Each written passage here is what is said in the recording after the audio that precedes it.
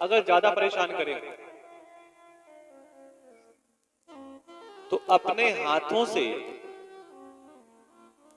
मिट्टी के शिवलिंग बनाया जाए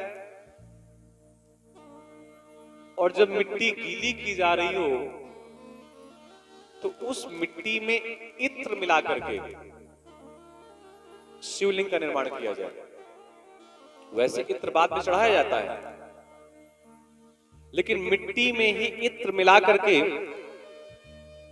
शिवलिंग का निर्माण किया जाए।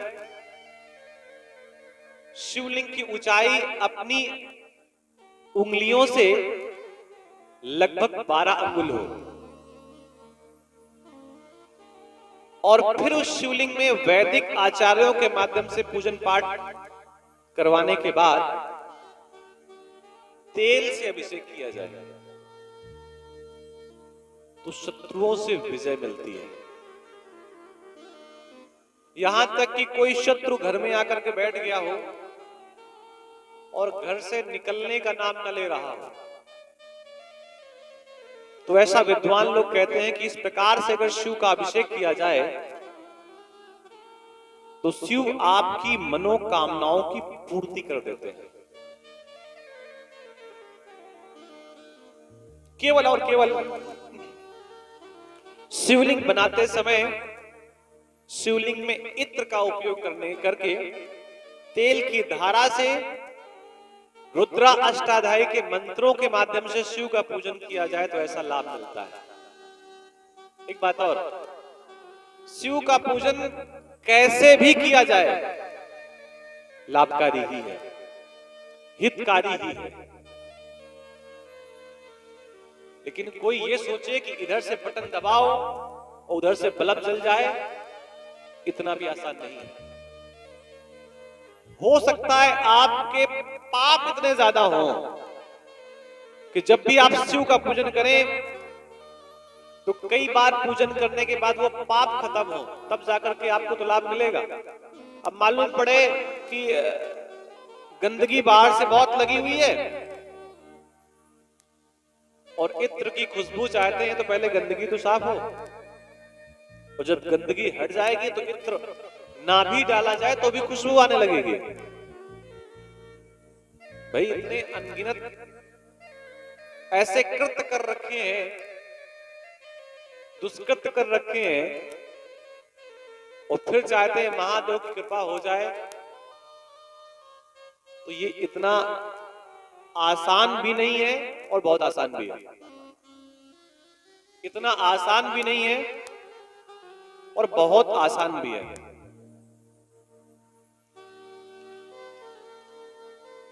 गीत नहीं गाएंगे, लेकिन थोड़ी सी 2-3 लाइनें हैं। जो नित्य सुलभ सत्य है, जो नित्य सुलभ सत्य है, आसान नहीं पाना। जो नित्य है, सुलभ है, सत्य है, आसान नहीं है पाना।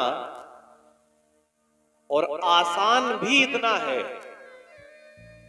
कि बस पर्दा ही हटाना।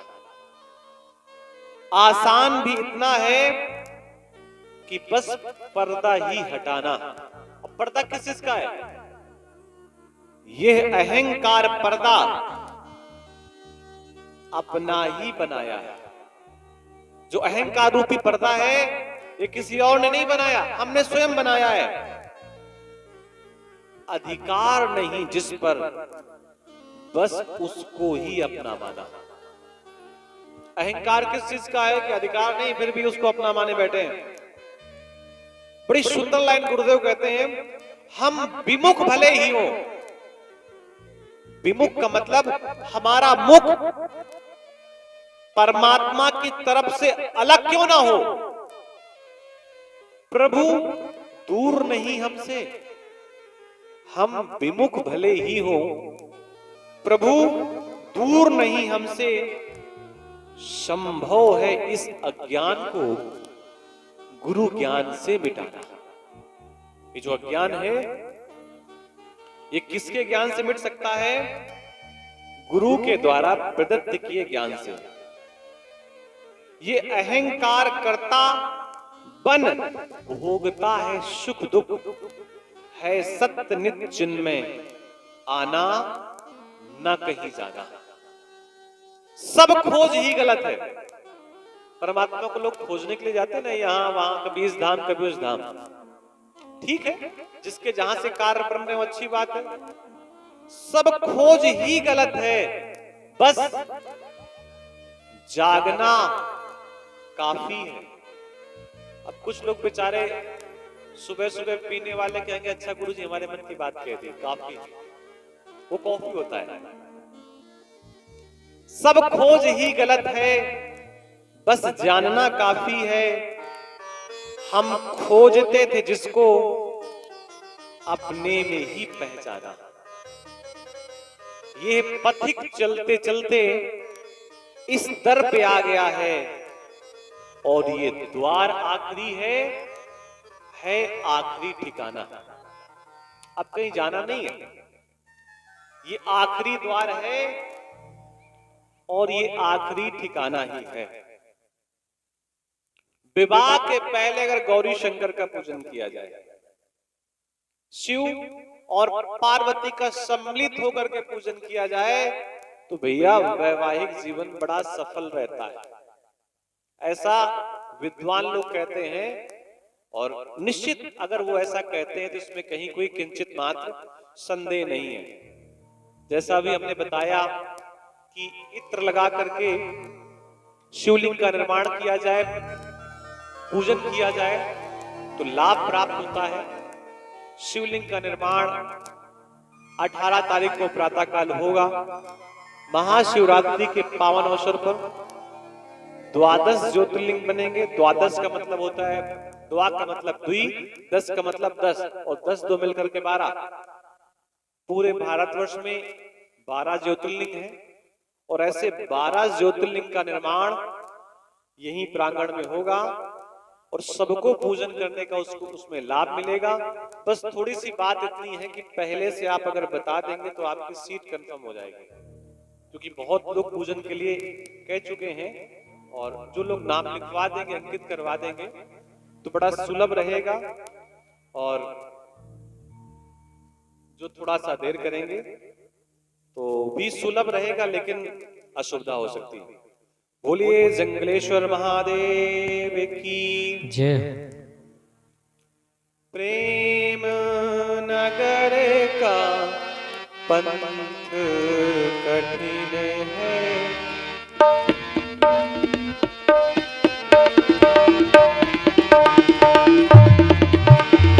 प्रेम नगर का पंथ कठिन है, प्रेम नगर का पंथ कठिन है। ऊंचा शिखर है ठिकाना मुसाफिर, ऊंचा शिखर है ठिकाना मुसाफिर, कहीं चला जा पर प्रेम नगर मत जा।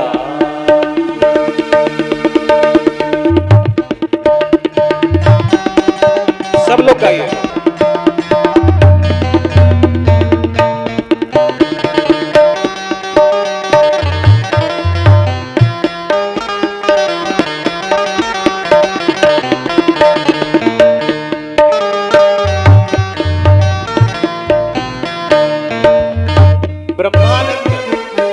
ब्रह्मानंद नाम के एक संत हुए हैं, जिन्होंने भक्तों के लिए कहा है कि अगर इस गली में आ गए, परमात्मा की गली में, तो फिर कहीं जाना नहीं पड़ेगा। लेकिन इसके रास्ते बड़े आसान नहीं है, बड़े सुलभ नहीं है, क्योंकि यहां बहुत सारी चीजें भटकाने वाली हैं। कभी भी मन भटक सकता है।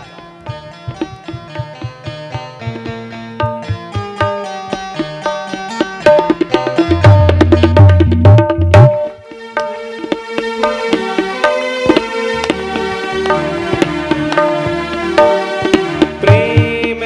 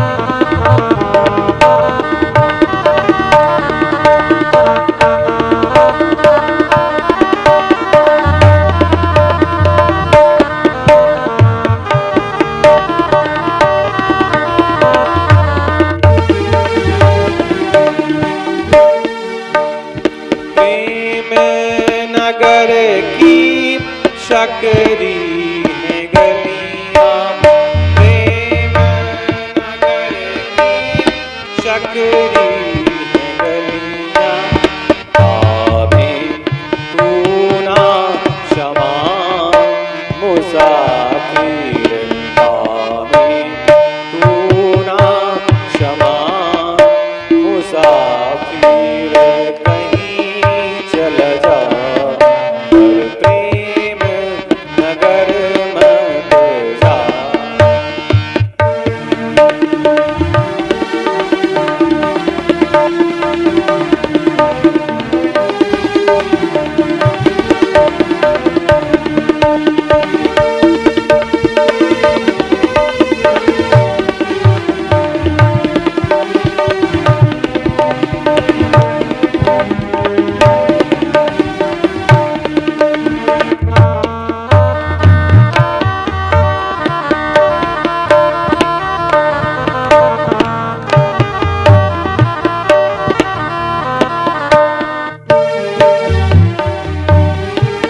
ब्रह्मानंद कहे बिरला पहुँचे, ब्रह्मानंद कोई बिरला पहुँचे, पावे पद निर्वाणा मुसाफिर, पावे पद निर्वाणा मुसाफिर, कहीं चल जा पर प्रेम नगर मत जा।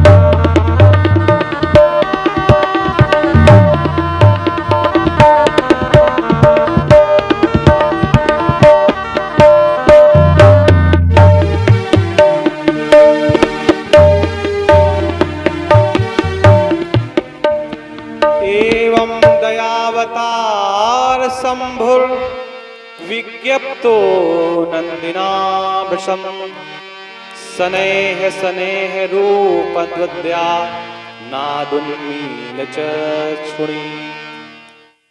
शिव की आंख खुली, देवताओं से भगवान ने कहा, महादेव ने, कि आपने हमें क्यों जगाया? हम तो राम नाम की धुन में लीन थे, हम तो राम के रस में डूबे हुए थे, और आपने हमें क्यों जगाया? देवताओं ने बड़े प्रेम से कहा कि भगवान, हम सब की इच्छा है कि हम आपका विवाह देखें। शिव से कहा देवताओं ने। भगवान मुस्कुराने लगे और तत्काल भगवान ने ना कह दिया कि ये हमारे जो गले में मुंडों की माला देख रहे हैं ना, ये सब विवाह का ही लक्षण है। इतने विवाह हमने कर लिए, और इतने विवाहों में किसी भी विवाह में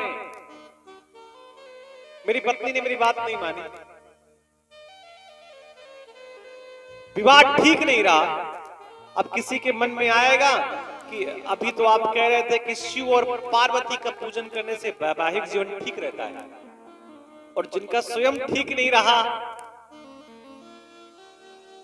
वो कैसे आपको आशीष दे सकते, आशीर्वाद दे सकते हैं? देखिए, यहां बात शिव पार्वती की कही गई है, सती महादेव की नहीं कही गई। शरीर सती ने त्यागा है, पार्वती ने नहीं। इतना महादेव को कष्ट भुगत चुके हैं कि विवाह करने के लिए तो तैयार है, लेकिन शर्तों के साथ विवाह करेंगे, ये भगवान ने मन में ठाना है। ऐसे नहीं करेंगे। इस बार कठिन परीक्षा लेंगे, कठिन से कठिन परीक्षा लेंगे, और कठिन से कठिन परीक्षा में अगर पार्वती सफल हो गई तभी इनके साथ विवाह होगा। और माता पार्वती विवाह के लिए तपस्या के लिए चल पड़ी, जंगल में निकल पड़ी। छोटी सी कन्या, वो है तो जगत जननी, लेकिन उम्र बहुत छोटी सी है। कछु दिन भोजन बारी बतासा, किए कठिन कछु दिन उपवासा। बिल पाती मही परम सुखाई, दीन सहिस संपत सुई खाई। जंगल में चली गई शिव को प्रसन्न करने के लिए, लेकिन भैया वहां कोई विशेषता विशेष औषधियां नहीं थी।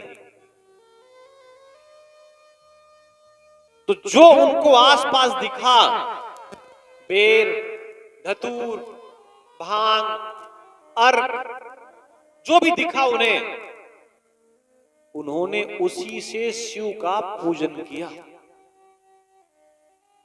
धतूरा दिखाई दिया तो धतूरे से पूजन कर दिया। अच्छा, हम लोग नकल करने में बड़े स्मार्ट हैं। नकल हमसे अच्छी कौन कर सकता है, हम लोगों से ज्यादा। कल हमने बताया था ना कि लोग गाल बजाया करते हैं जाकर के शिव जी के आसपास, वो नकल करते हैं दक्ष की, कि दक्ष जब बकरा बन गया तो उसने भगवान की स्तुति की, भगवान प्रसन्न हो गए। हो सकता है हम भी बकरे की आवाज में महादेव को पुकारें तो महादेव प्रसन्न हो जाए। वो तो ठीक बात है, लेकिन महादेव जानते हैं तो असली बकरा नहीं है, नकली है। कहने का मतलब है कि आप जैसे हैं, जैसी वाणी है, उसी वाणी से परमात्मा को प्रसन्न करने का प्रयास करिए। एक पंडित जी एक मंदिर में भगवान की पूजा आरती किया करते थे, और एक छोटा बच्चा पहुंचा 4-5 साल का। उसने कहा, पंडित जी आप क्या कर रहे हैं? बोले भगवान की स्तुति कर रहे हैं। बोले हम भी करेंगे। तो पंडित जी ने कहा, अभी बेटा तू छोटा है, और जब बड़ा हो जाना, पढ़ लिख लेना, तब स्तुति करना। अभी कैसे कहां कर पाएगा तू स्तुतियां? तो उसने स्तुतियां देखी तो पढ़ तो नहीं पाया, लेकिन उसने उसमें देखा कि वही ककारा के अक्षर लिखे हुए हैं, वही काखा का सब बना हुआ है, कर्पूर गौरम कड़ा उतारा हूं। पढ़ नहीं पाया, लेकिन दिमाग में एक बात चढ़ गई कि इसमें जो भी लिखा है ये सब वही हिंदी के अक्षर हैं। अगले दिन अपनी वर्णमाला की पुस्तक लेकर के आ गया, और शिव जी के निकट बैठ करके का से कबूतर, खा से खरगोश, गा से गमला पूरा सुना डाला गया तक। पंडित जी ने कहा, क्या कर रहा है? अरे बोले पूजा कर रहा हूं। तो बोले मंत्र तो पढ़। बच्चे से कहा, बोले मंत्र तो हमको आता नहीं, लेकिन मंत्र जिन शब्दों से बना है ये मैंने महादेव को सुना दिया है। अब महादेव इतने भी कम होशियार नहीं है कि मंत्र न बना ले। बोले वही। और ऐसे भक्तों की बात परमात्मा आसानी से सुनता है।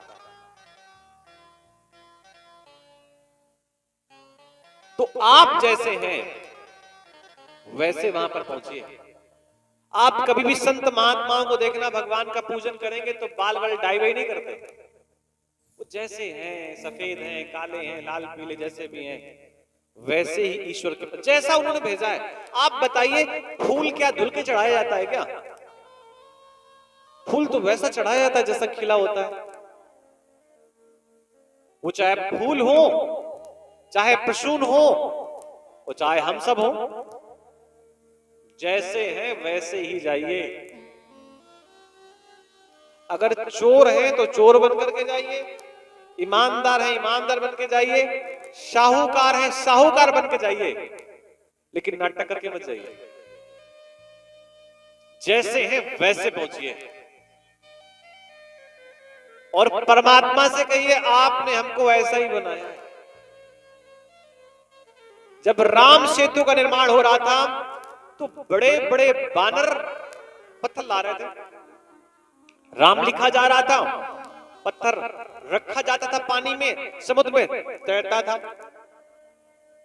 एक छोटी सी गिलहरी, उसका भी मन हुआ कि मैं भी पुल बनने में सहायता करूं। बेचारी क्या करती? समुद्र में जाती, अपने आप को गीला करती, वापस आती, बालू के ढेर में लौट जाती, और फिर वो पुल के पास पहुंचती और अपने आप को ऐसे झाड़ देती, जैसे पशु पक्षी हिलाते हैं ना अपने आप को। और जब वो ऐसे झाड़ती तो उसके शरीर में लिपटी हुई बालू नीचे गिर जाती। हनुमान जी ने डांटा कि छोटी सी है, यहाँ बड़े बड़ों के बीच में घुसी फिर रही है, कहीं दब गई तो पता भी नहीं लगेगा। राम जी से शिकायत कर दी उसने। राम जी से कहा कि देखो तुम्हारा जो बड़ा वाला बानर है ना, ये हमें पुल बनाने नहीं देता। राम जी ने कहा कि कौन बुलाया गया? हनुमान जी। तो उस गिलहरी ने कहा कि ये बड़ा वाला जो बानर है, ये मुझे डांट रहा है, कह रहा है अगर बीच में कहीं पिस गए, दब गई तो हड्डी नहीं मिलेंगी। राम जी से कहा कि ये बताओ प्रभु, आपने मुझे गिलहरी बनाया है और जैसा आपने मुझे बनाया है सेवा तो मैं वैसे ही करूंगी ना। अगर आपने मुझे हनुमान बनाया होता तो कब का पुल बन चुका होता।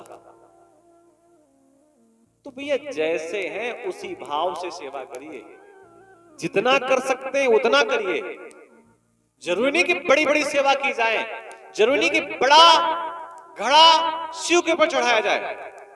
जैसे आपके हाथ है वैसे चढ़ाइए। शिव ने मना कर दिया विवाह के लिए। देवताओं ने कहा प्रभु हमारा निवेदन है कि हम आपका विवाह होता हुआ देखना चाहते हैं। माता पार्वती तपस्या के लिए गई हैं, शिव का लिंग बनाया, शिवलिंग बनाया और उसी शिवलिंग में शिवाय नमः कह करके जल अर्पण किया। नित्य करती रही और बीते कितने 3000 वर्षों तक कठिन तपस्या की है। क्योंकि शिव चाहते तो विवाह कर लेते, शिव जानते थे मेरी अर्धांगिनी है, लेकिन विवाह के लिए हां इसलिए नहीं कही। क्यों? क्योंकि हां कह देंगे